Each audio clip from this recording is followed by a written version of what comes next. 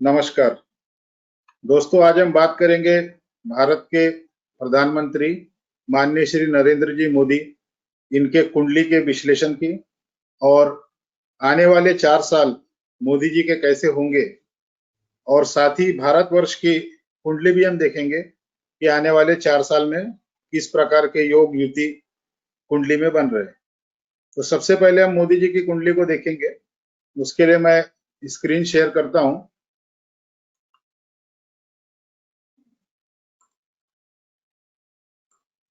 और ये मोदी जी की कुंडली है जो 17 सितंबर 1950 दिन के 11 बजे वडनगर गुजरात, यहाँ पर इनका जन्म हुआ।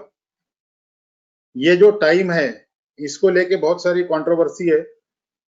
अलग अलग लोग अलग अलग समय लेते हैं, पर मेरे हिसाब से जो मोदी जी के लाइफ के साथ में जो बिल्कुल फिट बैठता है कैलकुलेशन, वो ये 11 बजे का समय है। इसीलिए 17 सितंबर 1950 11 बजे ये टाइम को हमने कुंडली के लिए फाइनल किया। इसके हिसाब से अगर हम देखें तो कुंडली वृश्चिक लग्न की बनती है और राशि भी वृश्चिक है। अब इसमें कुछ देखने लायक बातें, कुछ खास योग है कुंडली में जो मोदी जी को इतने लोकप्रिय प्रधानमंत्री बनाते हैं। सबसे पहली बात तो जो लग्न लॉर्ड है मंगल, वो लग्न में विद्यमान है। ये अपने आप में एक बहुत बड़ा राजयोग होता है और एक काफी प्रबल ज्योतिष के हिसाब से योग है, जिसके कारण व्यक्ति कोई भी समस्या को निपटने में सक्षम होता है। एक मजबूत व्यक्तित्व किसी भी व्यक्ति का बनता है अगर लग्न लॉर्ड खुद लग्न में हो तो। दूसरी बात है 1 डिग्री 14 मिनट का उनका लग्न है और 55 मिनट्स का उनका लग्न लॉर्ड का डिग्री है, तो जो कि बहुत क्लोज है। मतलब लग्न लॉर्ड और लग्न दोनों की डिग्रीज बहुत क्लोज होने के कारण ये एक मजबूत राजयोग बनाते हैं। दूसरी बात है राशि जो वृश्चिक है उसमें चंद्र नीच का है, क्योंकि वृश्चिक राशि उनकी नीच की राशि होती है चंद्र की, लेकिन उसमें नीच भंग राजयोग हुआ और वो काफी प्रबल नीच भंग राजयोग बना है। तो राशि लॉर्ड अगर हम देखेंगे, वृश्चिक राशि का जो राशि लॉर्ड है मंगल, वो खुद भी स्वग्रही है। मतलब लग्न लॉर्ड लग्न में है, राशि लॉर्ड भी अपनी राशि में है। ये एक बहुत पावरफुल कॉम्बिनेशन बनता है। अगर हम सूर्य लग्न को देखें तो सूर्य कन्या राशि में, और सूर्य का जो कन्या राशि का जो लॉर्ड है बुध, वो अपनी ही राशि में उच्च का होके बैठा है। तो इसके कारण ऐसा बनता है कि जो सूर्य लग्न है उसमें भी लग्न लॉर्ड अपने लग्न में, मतलब इनके लग्न, इनका चंद्र लग्न और सूर्य लग्न तीनों भी बहुत मजबूत है, जो कि एक बहुत मजबूत व्यक्तित्व मोदी जी का बनाते हैं, जो हम सब लोग देख रहे हैं आज के तारीख में। दूसरी बात है लग्न और चंद्र जो है वो नवमेश है। लग्नेश और नवमेश का जो योग बनता है ये एक बहुत पावरफुल राजयोग है, जिसको केंद्र त्रिकोण योग बोलते हैं। वो इनके लग्न में मंगल और चंद्र की युति से बन रहा है। उसके बाद जो पंचमेश है गुरु, वो चौथे स्थान में विद्यमान है और चतुर्थेश शनि दशम स्थान में विद्यमान है। गुरु और शनि दोनों आपस में परस्पर दृष्टि एक दूसरे को देख रहे हैं, जिसके कारण एक युति बनती है। और गुरु शनि की ये जो युति है वो चौथे और 5वें स्थान की युति है। ये फिर से एक केंद्र त्रिकोण योग है जो एक पावरफुल राज्य है। और शुक्र शनि परम मित्र साथ में बैठे हैं दशम स्थान में। मतलब केंद्र में 4 प्रमुख ग्रह, मंगल, चंद्र, गुरु, शनि और शुक्र, 5 प्रमुख ग्रह केंद्र में हमको दिखाई पड़ रहे हैं। दूसरी बात है कि गुरु और चंद्र आपस में एक दूसरे से केंद्र पोजीशन में है, तो केंद्र पोजीशन में होने के कारण ये गजकेसरी राजयोग का भी निर्माण करते हैं, जो कि एक पावरफुल राजयोग है। तो इस प्रकार बहुत से राजयोग मोदी जी के कुंडली में विद्यमान है। राहु का पंचम स्थान में होना और दशमेश सूर्य के साथ परस्पर दृष्टि संबंध होना, क्योंकि सूर्य 11वें स्थान में बैठे हैं, ये जो परस्पर दृष्टि संबंध यहाँ पे बन रहा है ये भी एक प्रबल राजयोग है। राहु भी इनके लिए काफी प्रबल राजयोग कारक है, जो कि हमको देखने में, अभी हम आगे महादशा का एनालिसिस करेंगे तो समझ में आएगा। और इस प्रकार से ये इतने सारे राजयोग को लेकर मोदी जी का जो व्यक्तित्व बन रहा है वो इतना प्रबल और प्रभावी व्यक्तित्व है, जिसके कारण वो बहुत ज्यादा लोकप्रिय हो गए। और एक अनुशासन के साथ उनका जीवन है, जो योग प्राणायाम के साथ में उनके जीवन की दिनचर्या चालू होती है। और पूरे अनुशासनबद्ध तरीके से एक अच्छी दिनचर्या और एक अच्छा उनका कार्य प्रणाली है। 15-16 घंटे मोदी जी काम करते हैं।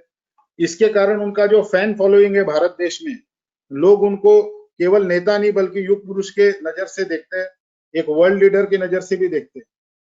उसके साथ ही मंगल के प्रभाव के कारण मोदी जी ने आर्मी पे, स्पेशली आर्मी, नेवी, एयरफोर्स, जो हमारी सेना है, उस पर विशेष ध्यान दिया। और सेना का मनोबल भी बहुत बड़ा है। सेना के पास में हथियार भी काफी अभी है अच्छे, जिसके कारण कि भारत एक सशक्त देश आज की तारीख में बन चुका है। ये सभी चीजें मोदी जी के कुंडली के जो बेसिक जो बातें हैं उसमें से रिफ्लेक्ट होती है। मोदी जी आर्मी के, सेना के जवानों के साथ में दिवाली का त्योहार मनाने बॉर्डर पे जाते हैं। ये भी अपने आप में एक बहुत बड़ी बात है, जिससे सेना का मनोबल बहुत ज्यादा बढ़ता है। ये सारी चीजें एक अनुशासन और सही तरीके से सेना का मनोबल बढ़ाना, ये मोदी जी ने अपने कार्यकाल में पिछले 5 साल और करीब अभी 6 साल हो गए दूसरे टर्म में, तो प्रधानमंत्री के रूप में जिसको दर्शाया है। अगर हम महादशा देखें मोदी जी के लाइफ में, तो एक तो नीच भंग राजयोग भी बना है और भी कुछ योग है मोदी जी के कुंडली में, जिसके कारण उनके शुरुआती जीवन में काफी स्ट्रगल रहा। ये हम सभी जानते हैं। मोदी जी का जन्म शनि की महादशा में हुआ। 11 साल 2 महीने शनि की दशा उनकी बाकी थी जन्म के बाद। उसके बाद 17 साल उनकी बुध की महादशा रही। फिर केतु के महादशा 7 साल रही, जिस दौरान मोदी जी काफी स्ट्रगल से गुजरे होंगे। और उनका आध्यात्मिक विकास, जो स्पिरिचुअल डेवलपमेंट हम बोलते हैं, वो उसी पीरियड में हुआ होगा, क्योंकि मोदी जी का व्यक्तित्व जो है वो आध्यात्मिक रूप से भी काफी ऊंचा है। और यह आध्यात्मिक विकास उनका जो मुख्यतः हुआ होगा वो इसी दौरान हुआ होगा, 1978 से 1985 के बीच में। इस दौरान उन्होंने काफी स्ट्रगल भी फेस किया होगा। उसके बाद 1985 से 2005, ये 20 साल के लिए मोदी जी शुक्र की महादशा में आए। शुक्र की महादशा में शनि की अंतरदशा जब आई, शनि मोदी जी के कुंडली में चौथे स्थान का मालिक है, जो जनता का प्रतिनिधित्व करता है। चंद्र जो जनता का कारक है वो लग्न में है, इसलिए शुक्र में शनि, ये जो पीरियड आया, उस पीरियड में मोदी जी पहली बार गुजरात के मुख्यमंत्री बने अक्टूबर 2001 में। उसके बाद शुक्र की महादशा 2005 में खत्म हुई। फिर सूर्य की महादशा शुरू हुई 2005 से 2011, 6 साल। इस दौरान भी मोदी जी का कार्यकाल मुख्यमंत्री के रूप में चलता गया। तीसरे टर्म में मुख्यमंत्री बने मोदी जी। फिर चंद्र की महादशा आई 2011 से जो 2021 अभी चालू है वर्तमान में, ये मोदी जी की चंद्र की महादशा है। इसी दौरान वो तीसरी बार जब मुख्यमंत्री बने, उसके बाद केंद्र की राजनीति में आए और 26 मई 2014 को पहली बार प्रधानमंत्री पद की मोदी जी ने शपथ ली। ये पीरियड उनका चंद्र में राहु में शुक्र का पीरियड था। जैसे मैंने आपको बताया कि राहु यहाँ पर प्रबल राजयोग कारक बन रहा है मोदी जी के कुंडली में पंचम स्थान में, और सूर्य के साथ में जो परस्पर दृष्टि संबंधी बनाता है। तो चंद्र में राहु और उसमें शुक्र, इस पीरियड में मोदी जी भारत के प्रधानमंत्री बने पहली बार 26 मई 2014 में, और दूसरी बार प्रधानमंत्री 30 मई 2019 में बने। जो पीरियड मून में केतु में राहु था, हालांकि मून में केतु, ये पीरियड मोदी जी के लिए थोड़ा कठिन पीरियड था, लेकिन इलेक्शन का जो पूरा कैंपेन हुआ मोदी जी का, जो फरवरी 2019 से सितंबर 2019 के बीच में केतु का पीरियड था, इसी दौरान इलेक्शन का पूरा कैंपेन हुआ, जिस कैंपेन में मोदी जी के खिलाफ बहुत सी बातें की गई। विरोधियों ने उनको बहुत प्रकार से बोला, बहुत कुछ बोला, लेकिन वो चीज सब विरोधियों के ऊपर उल्टी पड़ गई। जनता ने वो बातों को खारिज करके उल्टा मोदी जी को और अधिक समर्थन से चुन के दिया। लेकिन मोदी जी के लिए पर्सनली वो पीरियड थोड़ा कठिन रहा होगा, क्योंकि चंद्र में केतु का पीरियड था, लेकिन उसमें चंद्र में केतु में राहु, फिर से राहु यहाँ पर राजयोग कारक है, जिस वजह से वो दोबारा प्रधानमंत्री 30 मई 2019 में बने। और चंद्र गुरु की जो युति गज के श्री योग बनाती है, ये चंद्र की महादशा में पहली बार मोदी जी को गुजरात स्टेट की राजनीति से केंद्र की राजनीति में लेकर आया। ये गज के श्री योग का प्रभाव है, जिसने मोदी जी को केंद्र में लाया। गुरु भी चौथे स्थान में है, चंद्र भी प्रथम स्थान में है, तो केंद्र में लाने के पीछे ये योग बहुत बड़ा कारण बना। अब अगर हम वर्तमान स्थिति की बात करें तो अभी चंद्र की महादशा में शुक्र की अंतर्दशा 28 सितंबर 2019 से मोदी जी की चालू है, जो 29 मई 2021 तक है। तो ये पीरियड वैसे तो मोदी जी के लिए अच्छा है, लेकिन थोड़ा बहुत हेल्थ फ्रंट पे मोदी जी को इस पीरियड में ध्यान देना होगा, और थोड़ा बहुत गुप्त शत्रुओं का भी इस पीरियड में इनको ध्यान देना पड़ेगा इस तरफ भी। लेकिन जैसे कि मोदी जी का जीवन काफी अनुशासित है, योगा प्राणायाम और सब अनुशासन से, तो मुझे नहीं लगता कि उनको कोई विशेष तकलीफ होगी, वो बड़े आसानी से ये पीरियड को भी निकाल लेंगे। और मोदी जी खुद एक शिव भक्त है, शिव भक्त होने के कारण ज्योतिष के हिसाब से अगर देखा जाए तो शनि राहु केतु इनकी सारी समस्या शिव भक्त को होना बहुत मुश्किल है, और इस कारण से ये जो पीरियड थोड़ा सा उनके लिए टफ दिखाई पड़ रहा था, बाकी राजनीतिक दृष्टिकोण से ठीक है, वो पीरियड को वो अच्छी तरीके से निकाल लेंगे, ऐसा मुझे लगता है। और ये पीरियड इनका मई 2021 तक के है। उसी दौरान अगर हम गोचर दशा को देखें तो फिलहाल गुरु का गोचर 20 नवंबर से मकर राशि में होगा, जो 6 अप्रैल 2021 तक रहेगा। ये गुरु का गोचर भारत की कुंडली में थोड़ी कठिनाई पैदा करेगा, जो कि हम अभी थोड़ी देर बाद बात करेंगे। शनि का गोचर मकर राशि में चालू है इस वक्त, जो जनवरी 2023 तक मकर राशि में शनि रहेंगे। और राहु केतु 25 सितंबर से अपनी अपनी उच्च की राशि में आ गए। राहु वृषभ राशि में और केतु वृश्चिक राशि में अपनी अपनी उच्च राशि में प्रवेश किए, जो 1.5 साल तक इसी राशि में रहेंगे। गोचर की बात करने से पहले एक बार हम इंडिपेंडेंट इंडिया, जिसको स्वतंत्र भारत हम बोलेंगे, 15 अगस्त 1947 रात के 12:01 की कुंडली है, नई दिल्ली प्लेस ऑफ बर्थ। ये वृषभ लग्न की कुंडली है। और अगर हम गोचर की बात करेंगे तो सर्वाष्टक वर्ग, जो अष्टक वर्ग होता है कुंडली में ज्योतिष में, उसके अगर हम बिंदु देखें तो भारत की कुंडली में जो मकर राशि है, इसके बिंदु काफी कम है, ये वीक राशि है, इसके बिंदु केवल 20 है। और इसी कारण से जब भी शनि का गोचर मकर राशि में हुआ, इससे पहले भी, तो भारत देश के लिए काफी सारी समस्याएं लाया, युद्ध की समस्या जैसी समस्याएं भी भारत के लिए आई, और काफी पॉलिटिकल अपहीविल्स, काफी कुछ परेशानियां भारत को देखनी पड़ी जब भी शनि मकर राशि में गोचर करता रहा। इससे पहले इस वक्त भी शनि मकर राशि में गोचर में है, और 20 नवंबर से 6 अप्रैल के बीच में गुरु का गोचर भी मकर राशि में होगा। तो गुरु अपनी नीच की राशि में गोचर करेंगे और शनि के साथ युति में रहेंगे।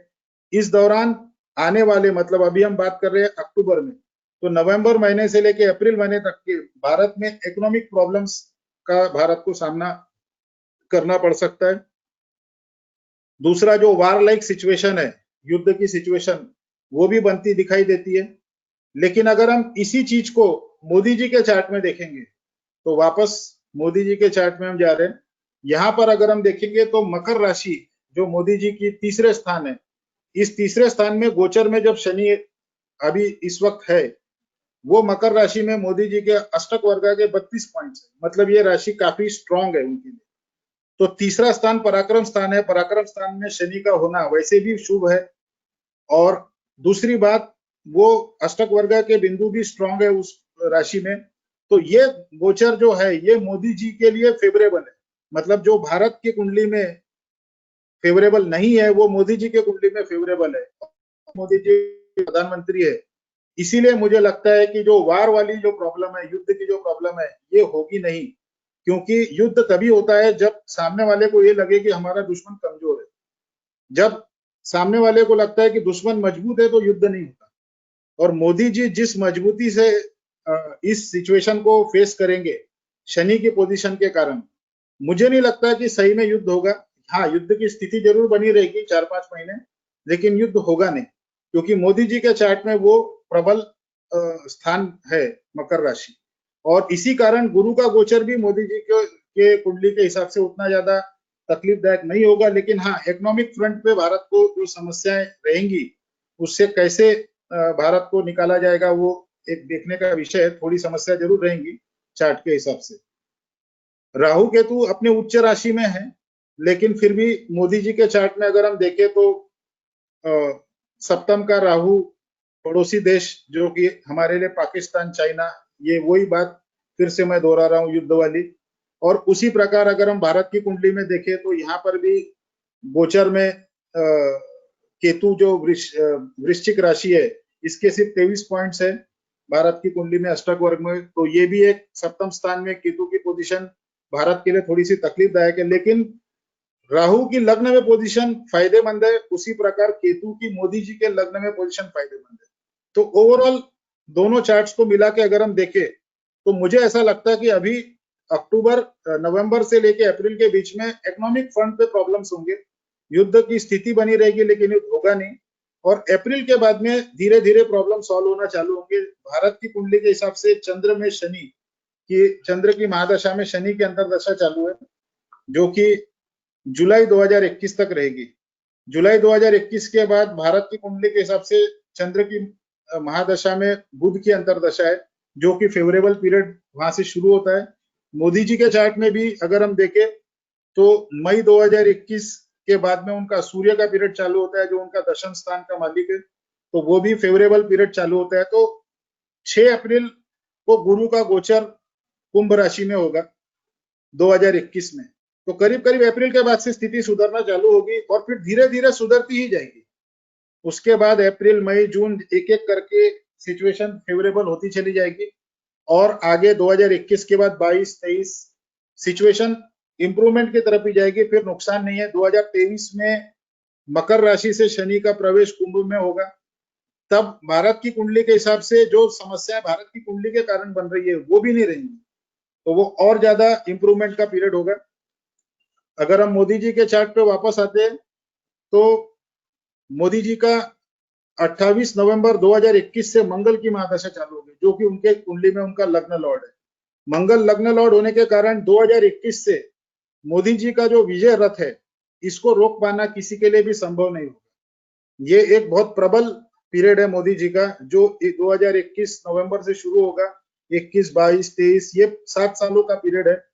और इसी पीरियड में आगे चल के भारत को मोदी जी जिस प्रकार से बनाना चाहते हैं, एक सशक्त Bharat, foreign investment, economic problems को दूर करना चाहते हैं, बेरोजगारी को हटाना चाह रहे हैं, वो सारी चीजों का जो फल है वो 2021 के इस पीरियड के बाद में मिलना शुरू होगा। और 2024 में जब भारत में चुनाव होंगे दोबारा, तब अगर हम देखें तो मई 2023 से अप्रैल 2024 तक मंगल में गुरु, ये फेज है मोदी जी की कुंडली में। और अप्रैल से 2024 से मई 2025 ये मंगल में शनि, इसका फेज है। तो चुनाव जब भी हो, चुनाव की डेट जो भी हो, वो डेट आज हमको पता नहीं, इसलिए चुनाव के बारे में टिप्पणी करने के लिए सबसे पहले डेट होना आवश्यक है, जानना आवश्यक है। डेट जानने के बाद में हमको ये भी मालूम होना बहुत जरूरी है कि प्रतिद्वंदी कौन है, प्रतिद्वंदी की कुंडली कैसी है। उसके बिना इलेक्शन में कोई भी बात को बताना या ज्योतिषीय अनुमान लगाना गलत होगा। लेकिन अगर केवल मोदी जी का चार्ट अगर हम देखें तो मोदी जी के चार्ट के हिसाब से 2024 में मंगल की महादशा, जो उनके लग्न लॉर्ड की महादशा है, बहुत प्रबल योग बनाती है और इसकी पूरी पूरी संभावना है कि 2024 में मोदी जी फिर एक बार प्रधानमंत्री बनेंगे, मतलब तीसरी बार भारत के प्रधानमंत्री बनेंगे।